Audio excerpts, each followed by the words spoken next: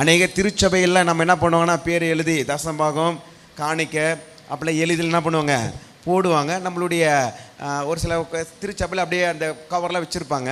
நம்மளுடைய தப்பு கிடையாது, அது செய்கிறாங்க. ஆனால் நம்மளுடைய திருச்சபையில் நம்மளுடைய ஊழியத்தில் அந்த காரியங்கள் கிடையாது.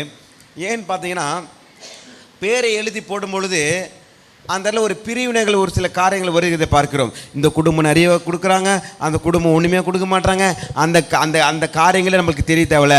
நீங்கள் விதையை விதைக்கிறீங்க, தேவன் பார்க்குறாரு, அவர் தான் உங்கள் வாழ்க்கையில் விளைச்சலை கொடுப்பார். இந்த விதையை நான் போகிறதுக்கு முன்னாடி அந்த விதையை நான் ஆசீர்வதித்து போட போகிறேன். என்னுடைய விதை பல மடங்கு ஆசீர்வாதம் உண்டாகும், குறைவுகள் நீங்கும், கடன்கள் மறையும். இதை நான் விதையாக போடுகிறேன், அதை நான் விளைச்சலாக நான் பெற்றுக்கொள்கிறேன்.